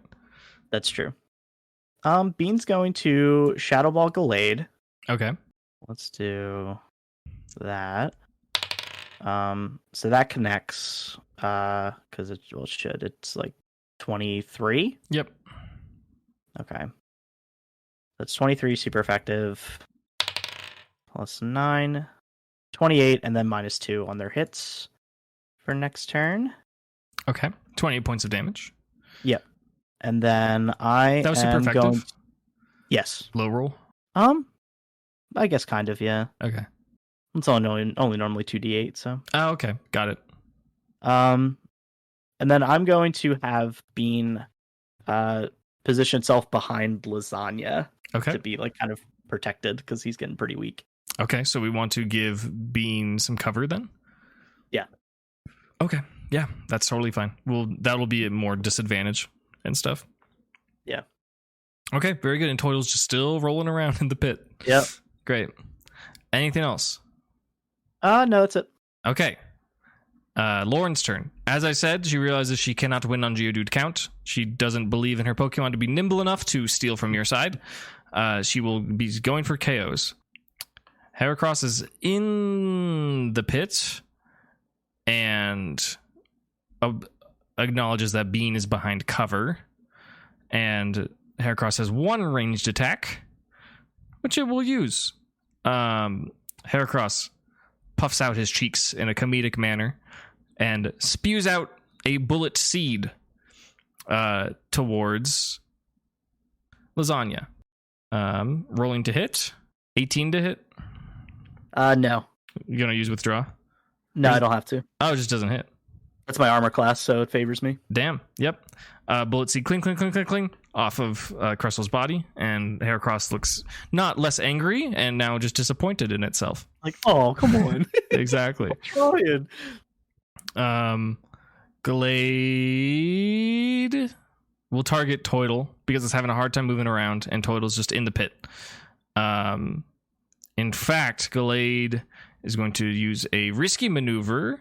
Because the terrain is rough, I'm going to make him make a strength check just for this to work, actually. I'll describe it later. Oh, he crits the strength check. Okay, he's fine. He jumps in the pit and goes for a close combat into the spinning Toidle. His intention is to, like, intercept it and go with his fists. Rolling to hit close combat. 22 to hit. That does hit. Okay. Rolling at neutral close combat. Dealing a low roll, 18 points of fighting type damage. Thanks. Very low roll.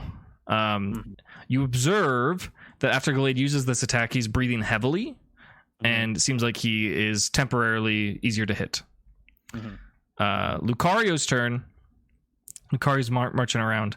Yeah, Lucario's going to join in on the fun. Fire off an Aura Sphere for guaranteed damage into Toidle. Just eliminate one at a time would be best. Dealing 13 points of fighting type damage with an Aura Sphere. Very good. That's it for Lauren. And that ends round 4. This is the last round, round 5. Gimli. Close it out. Looks pretty good for you, but just, you never know. It does. I just need to kind of salvage myself, actually. Yeah. So I want Toidle first to escape the pit. We're good at collecting. We're fine. We have like a 50-point advantage. Yeah. I don't think they can catch that back up, obviously. So we're gonna get him out, and then there's 2 in the pit.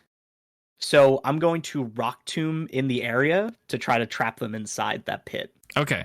I didn't specify. Lucario used Aura Sphere at range. Glade is in the pit. Lucario was in the pit before he fired that shot. Did he get out of the pit to do that? Lucario never entered the pit. I thought Lucario did when he when he was going with Heracross. No, that was Glade. Okay. Lucario never. His objective is not Geodudes. It is damage. Oh, but there's two Pokemon in the pit. Heracross and Glade. Okay, that's fine. That still works. Yep. Yeah, we're gonna try to tomb them inside the pit. Okay, you may do so. What is the radius for Rock Tomb? Does it say? 30 feet. Yeah, that'll do it. Yeah, I just want to tomb. So I just roll. Do I roll myself? Because normally it's a check for them, but I'm just tombing the pit. I have no intention of dealing damage. I just want to bury them. Oh, sure. Make that a strength check, I think. Yeah. And add your attack bonus. Okay. The attack bonus should include your strength modifier, so you should just do the strength modifier. Okay. Oh, is there attack bonus, or is that a save move? Sorry. That's normally a save move, but what's the DC on the save? It's 15. Yeah, just DC 10 strength. Oh, okay. To make sure that works. Okay. Yeah. Okay. That's good. I barely made that. That's an 11. So. Okay, that'll do it. Yeah. Using the Rock Tomb as described, tombing Glade and Heracross, if they want to break free, they will have to make a strength check. Let's give it HP. Roll for damage. Break it. Okay. Yeah, let's give the rocks HP. Just roll the damage and see how much that is, and that will be the HP. Okay. They are fighting types, and I feel like they should be able to do it. It's only 11 HP, yeah. Okay, but it will consume an action. Yep. Yeah. Okay, cool. Nice. What's next? Yeah, what is next? I want Bean to Rock Slide to try to restrict the movement of Lucario. Okay. So same idea, I guess. We're just rolling strength to create that terrain around Lucario to make it hard. Yeah, I think so. I got a 13. Oh wait, yeah, 13. That's right. Okay. Yeah, that'll restrict his movement for sure. And then I think I just want Lasagna to probably contribute to the Rock's HP. Sure. How so? We're just gonna add it in with a Rock Blast to add to the pile. Is that viable? Yeah, why not? Sure. Live a little.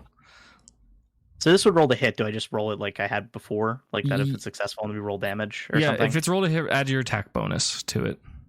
Okay. Okay, that is a 16 to hit the rock. To add the HP to the rock pile. Sure. Okay, do I add the Rock Blast damage or we want to roll something different? Yeah, I'll leave it up to you. I don't know what else it would be.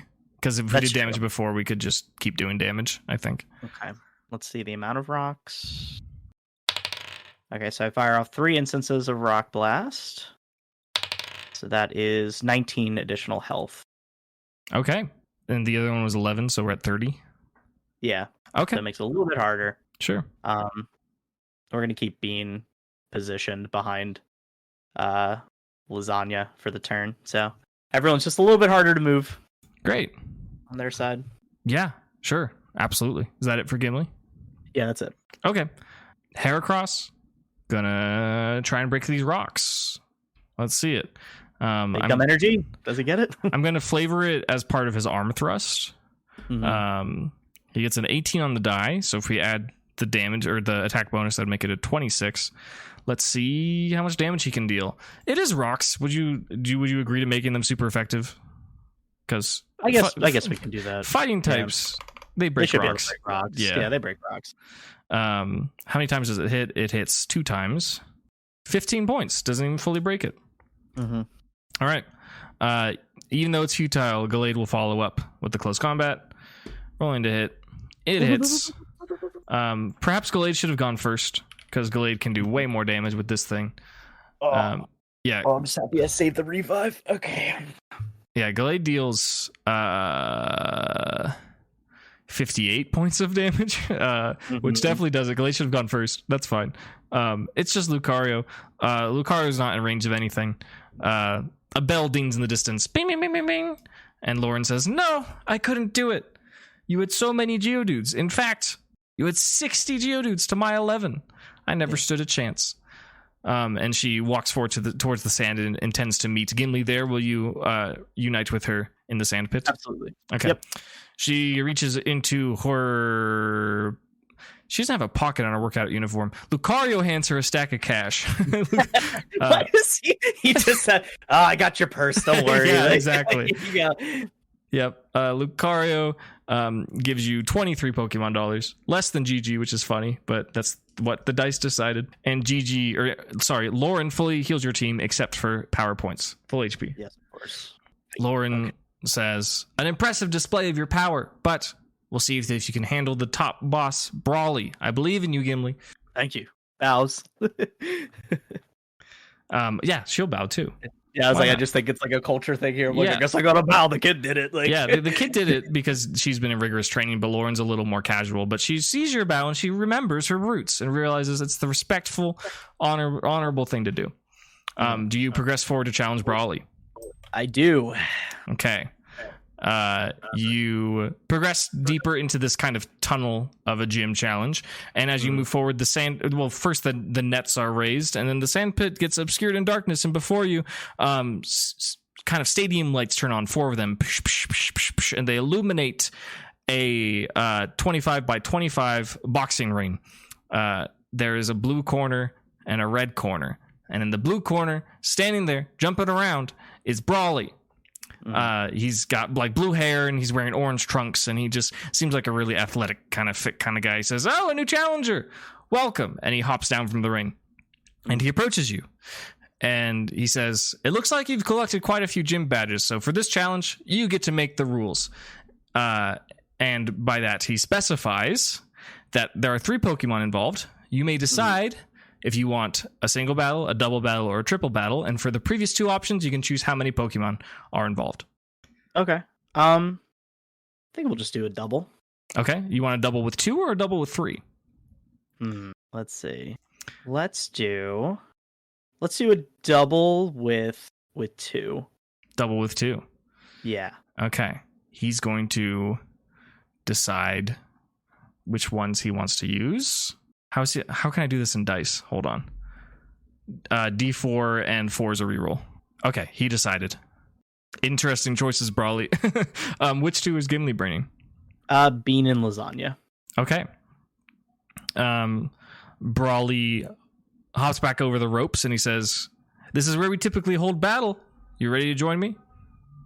Absolutely. Let's Okay. do it. You and your team are ready to take the red corner. This will be pretty straightforward. No shenanigans, no gimmicks. It's a double battle. Brawly will reveal his 2 chosen Pokemon. First, a humanoid Pokemon with kind of a very muscular gray body, wearing a championship belt and 4 arms. It is clearly Machamp. Yes. The other Pokemon vaguely reminds you of Quacko, except he is holding a very massive leak and he has like a leak shield equipped. And it's a bird that seems oddly muscular. Just so you know, I don't know if this is canon or not, but the dice decided that Brawly would not bring his ace for some reason. Yeah, that's very interesting. Yeah, I was like, "Where's Hariyama, bro?" Yeah, he just didn't feel like it, you know. Hariyama is like, not today, bro. Like, you haven't seen these guys yet. Yeah. So yeah, Machamp and Sirfetch'd are your opponents. It doesn't necessarily matter where you lay out your Pokemon, but which 2 did you choose again? I choose Bean and lasagna. Okay. Let the battle begin. Roll initiative. Very cool. I rolled a 12. He also rolled a 12. He has +2 dex. Okay, I have no dex. Okay. So he gets it. Brawly will go first. Bean and lasagna. Okay. This should be interesting. Very. Machamp is particularly good at one thing. And that one thing is punching. Oh, he loves to punch. He loves it. punching. As a bullet action and to move himself directly in melee range of lasagna, he will throw out a bullet punch. 27 to hit. That does it. Is it super effective or It should is super be effective. Okay. It's deal, yeah. Okay. This is a bonus action bullet punch. Dealing 12 points of steel damage. Machamp will follow up with his proper action, dynamic punch. Rolling to hit. Gimli notices that as Machamp swings his arms, he does so with a mentality of like nothing else matters. If that makes sense. I understand. Okay. Giving him advantage to hit. That being said, his best roll for dynamic punch was 18. Does that connect? No. Damn. That's loco. It may have been a resisted hit, or maybe it was neutral. I'm not sure what. It was neutral. It was neutral. Oh wait, no. Do I get psychic properties? It's whatever's on your sheet. Whatever I put on your sheet. Pokemon Unique Shell. Crustle gains massive int. Stab on. At the bottom. A number of psychic abilities. Oh, okay. Let me actually pull up the real sheet then. Oh, okay. I did something and I had a method. I just forget what it was. I might have done all 3 types, or maybe I just did 2. I'm not sure. Resisted to fighting. Okay, Yep. so I did all 3 then, because that's bug. You did all psychic. 3, yeah. Okay, That's fun. that is fun. I was like, Anyways. wait. I was like, I thought it was just neutral. That's why I thought he was the same thing. I didn't know he resisted. To be honest, I was like, I'm just going for whatever I can here. Like, Yeah. No, that's pretty hype. 1 dynamic punch PP down as his fists clink off of Lasagna's shell. Impressive. yeah, it does the crystal like rise up like yeah. Yeah, pretty cool. Yeah. Sirfetch'd locks eyes with Bean, and with like impossible movement and intending to perhaps surprise Bean, Sirfetch'd uses the move First Impression, making quite the entrance. This is in fact a bonus action. Okay. I believe, does Ghost resist bug? Is my question. It does. So does Rock. So. Okay. Well, we will only count one. I know it doesn't double down, but either Yeah. way, it's resisted. Yeah. 26 to hit should hit. It does. Yeah. Okay. This is a 3 dice move, so I will just cut it in half. 15 points of bug damage. and it appears, not it appears, just so you know, this move will not be used again. His first impression. Yeah, it is the first impression. Yes. Yeah. Sirfetch'd will swing his leek at Bean with a leaf blade. Oof. Rolling to hit. Does a 13 hit. It does not. Okay. Bean narrowly phases out of existence as the leek swings to connect with Bean. A lucky dodge. However, yes. Gimli may now take an action. Okay. So we're gonna first do a shadow ball into Sirfetch'd. Okay. Does a 17 hit? It does. Okay. So that's -2 to your next rolls. And he takes 21 damage. Not bad at all. We're also going to... No, this is fine. I'm going to also Shadow Sneak behind Sirfetch'd as well. Okay. Just as a bonus action. Okay. Might as well use that every turn. 19 definitely hits. Very good. And then 8 damage. Solid. As Shadow Ball into Shadow Sneak. Mm-hmm. And then for Lasagna, what I'm going to do is I'm going to cast Future Sight towards, and I do not have to roll to hit this. Correct. It will just channel, and you can launch it when you're ready. Yep. Okay. Yep. So we'll just do the channel, and I have no bonus actions for them, so that is it. Very good. Back to Brawly. We will once again start with Machamp. Machamp, all he thinks about is punching. Yeah. All he cares about. Bonus action bullet punch. 19 to hit. Who's he hitting? Crustle. We'll withdraw that. Okay. One withdraw PP down, one bullet punch PP down. Yep. Once again, going for the dynamic punch into Lasagna. A natural 19, so 27. That does it. Okay. Resisted. Dynamic punch. Dealing 23 points of damage. Okay. And Crustle is now confused. Lies. Lumberry. Oh, you had it equipped! Yep. Wild. Okay. Machamp doesn't have many dynamic punches. Damn. One missed, one. Jeez, okay. Strategy. Love it. Yeah. Holding that for like probably a year. It's equipped it to Lasagna. Dude, worth it, honestly. I know. Wow. Okay. Sirfetch'd will once again try for the Leaf Blade into Bean. Rolling to hit. Does a 15 hit. It is -2, correct? Did you calculate correct. that? It is. Yeah, true. So 13 does not hit. Ooh-hoo-hoo! Sirfetch'd with the murky eyes from the Shadow Ball. Can't see. Those do wear off, right? But not if you reuse Shadow Ball. Every turn, yeah. Okay. Damn. The fighting type gym leader having a hard time with these tricky rocks. Tricky rocks, baby. Tricky rocks, yeah. Okay. Back to Gimli. We are going to unleash the Future Sight onto Sirfetch'd. Okay. Sirfetch'd will take it. That is 68 plus 9. Let's see what that does. That's kind of a lot. Oh yeah, it's the super effective. So, okay, that is. Oh my god, math. 35 damage. Okay, Sirfetch'd can handle that. Mm-hmm. Going to channel another Future Sight as my action. Okay. For that. Cool. Okay. It is stored in the Aether, ready for you. Of course. I see something coming. What is it? Yeah. So yeah, we'll go for another Shadow Ball into the Sirfetch'd. We got to keep him knocked down because he's definitely the biggest threat. Okay. It does. This is a 26. Yes, it sure does. So then again, -2 to his next roll. Ooh, good damage roll. Okay. 23. All right. Sirfetch'd is getting significantly damaged as all these attacks are focusing into Sirfetch'd. He stands stalwart with his shield and his lance, but not necessarily unwavering. You can tell that the duck has experienced some damage. Anything else for Gimli? We are going to Shadow Sneak into Sirfetch'd as well, so we might as well use it. I got not enough. That is only, since I rolled a 2, that is only a 10, so he does not get hit. Wow. Damn. You still get the movement? It's we're not really doing movement in this battle. Yeah, we're kind of in a ring, so it doesn't matter. Yep. Okay. Very well. Back to Brawly.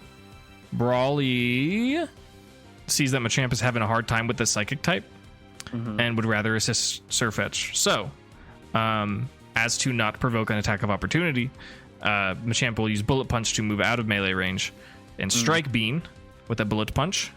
Okay. 13 to hit. Probably doesn't hit. Does not hit. Okay. Machamp will take his two fists behind his head and pull them backwards as they get all frosty and cold and smack into Bean with an Ice Punch. Rolling with advantage based on his ability No Guard. Gives him a 21 to hit. Okay. That does connect. Okay. It is resisted. Does rock resist ice? I think so. Yeah. What does it say at the bottom of your sheet?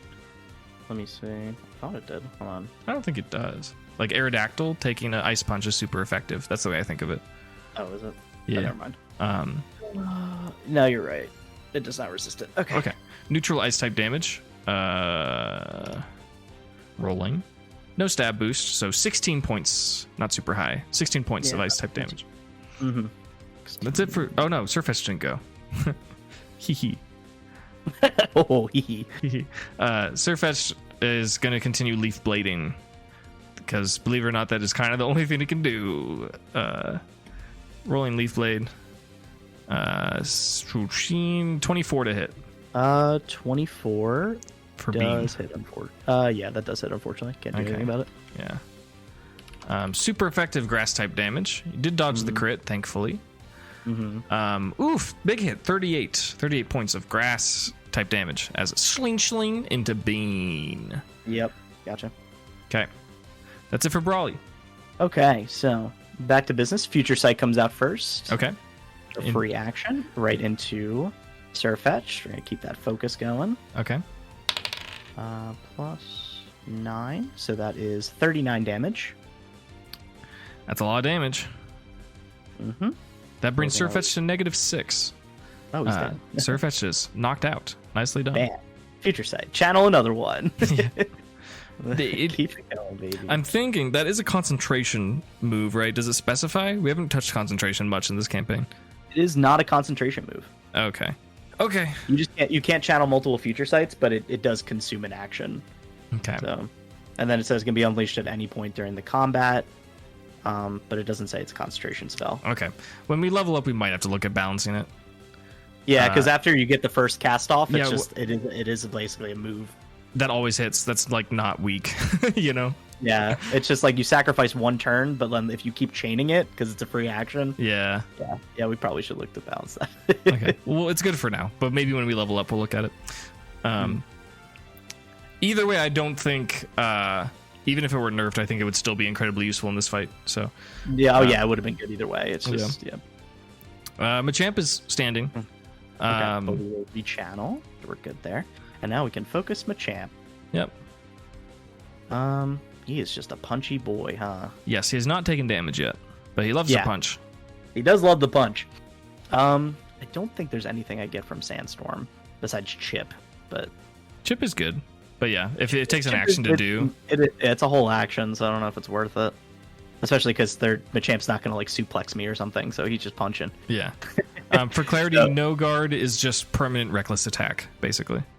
Okay. So he gets advantage, but you get advantage. Right. Very cool. Okay. So yeah, we'll Shadow Ball into Machamp here. Okay. So I get advantage, right? Yep. Okay. 19. That hits. 2d8. He gets -2 on his next rolls. That was a pretty bad roll. 14 damage. We'll take it. And then we'll just do our classic Shadow Sneak after. No point using Rock Slide right now. Because he is freaking Machamp. He does not care about rocks hitting him at all. Yeah. Okay. Roll to hit. Not good. Does a 15 hit? It meets it, beats it. Meets it, beats it, except for me. All right. Except for Gimli. Wow, we're doing so much. 8 damage. Literally the lowest roll possible. Yeah, you know what? Sometimes when you're in the ring, you just do your best, you know? Yeah, sometimes you just gotta do your best. That's all it is. That's Machamp's advice. Of course. Anything else for Gimli? No, I'm good.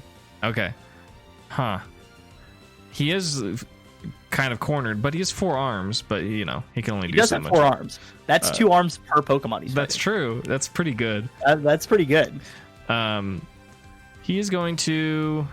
Well, he's bullet punching. He has a lot of those, so he'll bullet punch into... He'll focus down Bean. Bean took a Leaf Blade. Bullet punch into Bean with advantage, but -2. His better roll was an 11, down to 9, but with his attack bonus is 17 to hit. That does hit. Okay, bullet punch will hit. Super effective. Steel type damage as bullet punch deals 10, clean 10. And then just for fun, just for variety, gonna switch things up. Pulls back his lower 2 arms and slams them into Bean with a thunder punch. Oh. So now we know his whole moveset. That's crazy. He punches. Yeah, he There's punches. no way. Isn't that crazy? Oh, He's got God. 4 punches for 4 arms. That's great. And he got one of the lowest rolls possible, dealing 8 points of electric type damage. Oh, I didn't roll to hit. Yeah, he didn't roll the hit. Sorry. He got natural 16 plus 8, 24. That hits. Yeah, he's got it easy. Okay. Yeah. 8 electric damage. Not great. Not great. So yeah, he's got dynamic punch, bullet punch, and he has bolt beam in punches. Which is neat. That's cool Yeah. coverage. Yeah. No guard, bunch of punches. Yeah. Yeah. Kind of bad into this duo with dynamic punch. But Did you know Machamp doesn't get Iron Fist? that's like criminal. What bullshit is that? No guard sounded like fun, so. No guard is cool though. Yeah. I like how you flavored and balanced it though, because Yeah. it's not like every move is guaranteed to hit. That'd be absolutely stupidly broken. Yeah. It's like but- sure everything hits Machamp, but Exactly. but it's like well, I think advantage is definitely more fair. Yeah. That's it for Machamp. That's all he can do. Okay. He's looking healthy. He looks He is fine. looking healthy, but he's not gonna for very long. So we're gonna unleash the Future Sight onto him now. Okay. So Future Sight 68, super effective, and that's 45 damage. Nice. Good hit. As his mind good gets hit. blasted with crab thoughts. Not crabs! Yeah. I like to imagine Future Sight is literally just casting Crab Rave into their mind and then they're just Dude. losing it. Hell yeah. I love that.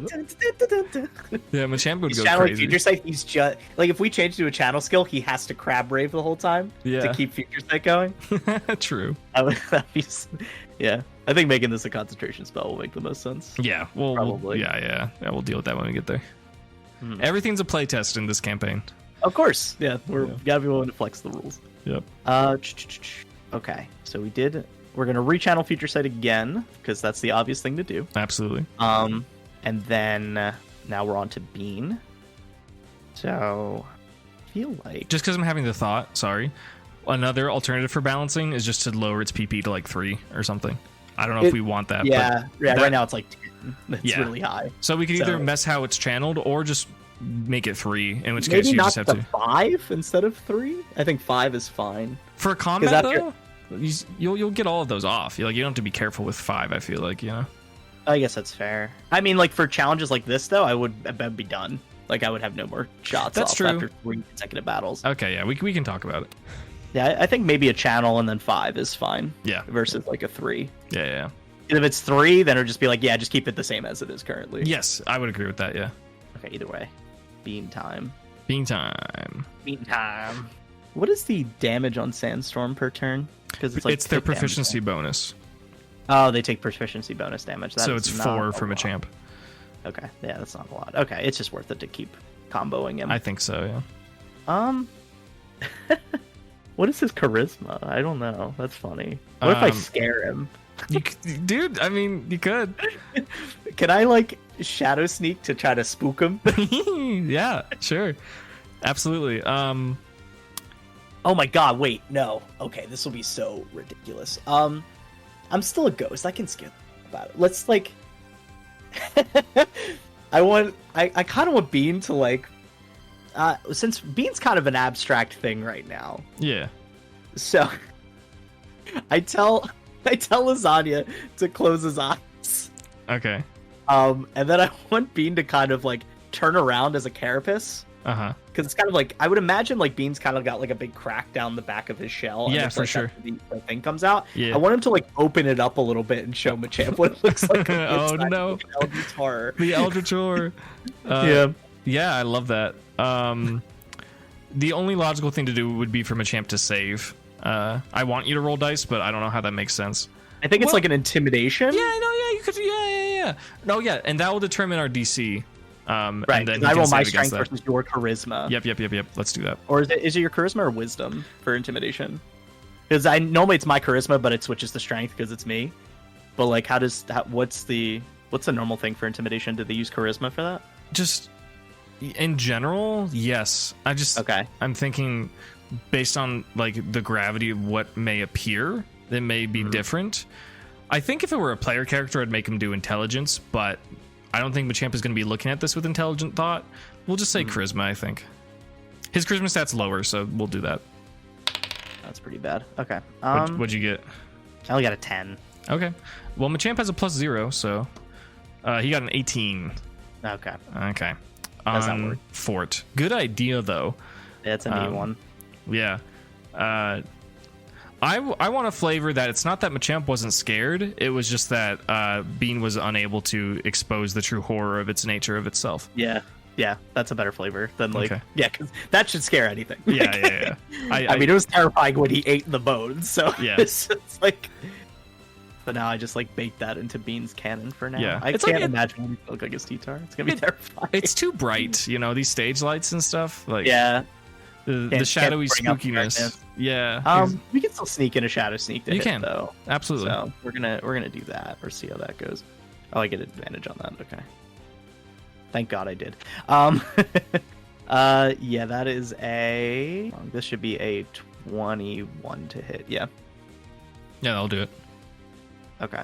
Let me just roll the quick damage here. Bad roll again, Bean. You're killing me. 8 damage. Okay. I mean, still a 2v1, but maybe it won't be for long. Who knows? Machamp will... I'm assuming you're done. I am done. Okay. Machamp will switch targets.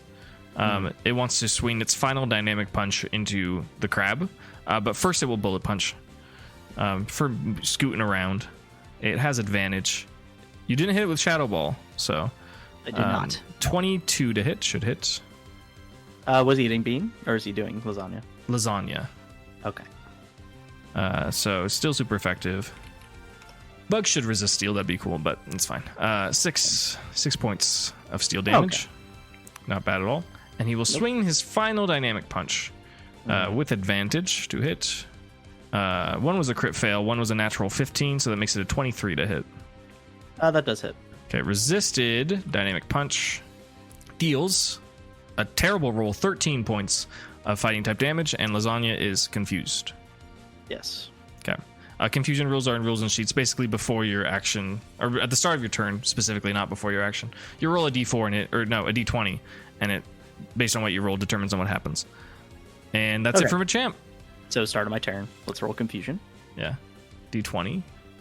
I'll look it up specifically. A 10 or lower is you take damage and skip. I think I don't remember the exact numbers. 16 through 20, you break out. Let me. And otherwise, you like get your turn, but you're still confused. Correct. Okay. So I got 11.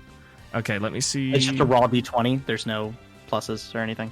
Yes. On a result of 10 or lower, you drop concentration and hurt yourself. So on 11, you're just confused, but you still get to act. Okay. Very good. Nice. And for the record, Future Sight would be stored in the ether. I don't think you would drop it. I think you just wouldn't execute it if you. Yeah, it gets 3 turns to be stored. Yeah. So it would continue to be stored until if I don't use it within the 3 turns, then it will drop from the ether. That's like the logic anyway. I would assume. No, I like that. Okay. Yeah, we're gonna unleash the Future Sight while we have the chance to. Okay. Relatively low roll. +9 is 37 damage. 37 points of super effective psychic damage. Machamp is still standing. Yep. He still continues to stand. What a guy. We'll rechannel Future Sight, of course, while I have the chance to. Okay. We could store that in the ether. Bean's dismay from not being able to unleash its own horrors. We're gonna just go for the classic ball into sneak combo. Yeah, love it. So we'll roll for ball. Ball gets an 18. That will hit. Okay. So -2 on Machamp rolls, and we do 20 damage. Do you have any flavor for Bean knocking out Machamp? Oh, he's done! He's done. I think Bean, he'll approach Bean's really likes to be in people's faces, even though he's using ranged attacks. So he's just gonna go right into Machamp's face and just shotgun spit the shadow ball right into his face. Yeah. And just knock him out. You get the big X's on his face from being classic Pokemon knocked out. So hands just splayed out. Yep. Tongue hanging out. And then then he raises his shadowy things in the form of little hands to raise his hands in the air that he succeeded. Oh yeah. I like that little victory. Instead of tendrils, they look like little ghostly arms. So he's just wait for them in the air. Fantastic. I love it. Congratulations. Brawly recalls his Machamp and says, I'm used to miners being rock type specialists, and I think you have rock types, but they had an incredible matchup against me. They're a little different, yeah. Brawly says, well, very well, nicely done. And he reaches into his pocket and gives you 300 Pokemon dollars. Yeah. He gives you the Knuckle Badge. Nice. It is the same color as Brawly. It's got his blue hair, and then there's a little thumb part of the boxing glove that it looks like, and that's orange, that his trunks. And Brawly says, this looks to be your 5th gym badge. You get one more, you can use your full party. You can carry it with you anywhere in Hoenn. Any idea what that last gym's going to be? We'll know when we get there. He says, I wish you the best. If you're out at sea, I think there's 2 obvious options. You can go to Sutopolis and you can go to Moss Deep. There's 2 different specialists there. Although I've heard Sutopolis gym has been closed for a while, so I'm not so sure about that. But Moss Deep for sure. Very cool. We'll keep that in mind. Travel with my group. And I give him a nice bow. Oh, Thank you for the battle. Yeah. He will give you a bow as well. He seems rusty. It seems like he's been a boss for so long. He hasn't been bowing as much as he should. Yeah. But he gives it to you, and he gives you a little thumbs up, and he turns around and he says, did you come in with Delaney's Gothitelle? Was that your group? Yeah, that was us. He says, I've met the Gothitelle before. I would let you go out the back, but I think I don't think Delaney would like me for that. I'm just gonna have you walk back out the way you came in. Yeah, well, I'll have to meet up with them. I'm gonna have to get someone else in here afterwards, and I'll take a nice nap, I guess. He says, well, I'm looking forward to the next opponent. Have a good one. Oh, you too. Thank you. He gives you a little salute off, and he jumps back in the ring, and he sends out his Hariyama, which you didn't get to battle with, and he starts punching into his fists. He's training. Of course. As you walk through the gym, everything is illuminated now in this gym. And is there anything you wish to do or say, or do you just want to go back to the reception area? I think we just go back to reception. I don't think there's anything I do in here, and there's nothing really I can do in between. So pretty much, yeah. The Dewford Town Police Department is they have their way. You make it back through the big red doors. They close behind you, and you see Gothitelle. Its eyes roll back out from the back of its head and make eye contact with you, like it observes what you've done. It was like, can I get comfortable before? Yeah. Gothitelle just wait patiently for you to get into a good spot. All right, let's big stretch. That was hard. Okay, I'm ready when you are. Okay. If you do not resist the hypnosis, it will in fact happen, and Gimli will honk shoe. Congratulations. Hello, and thank you for listening to the first Dewford Town Gym Challenge on Dunsparce and Drampa. These are likely the second to last gym challenges for the party. It's hard to believe that we are this far into the campaign. The podcast would not be possible without the support of our patrons, including OK Chief and Daniel. If you'd like to join as a patron, you'll gain access to lots of bonus recordings, including a one-shot from the perspective of Team NRG and a new Tier 2 DM chat mini-series revolving around running the game. Rest assured that anyone can help the podcast just by sharing, leaving reviews, and checking out our links at linktree/Dunsparce, linktr.ee/Dunsparce. Thank you so much again, and we'll be back on July 25th.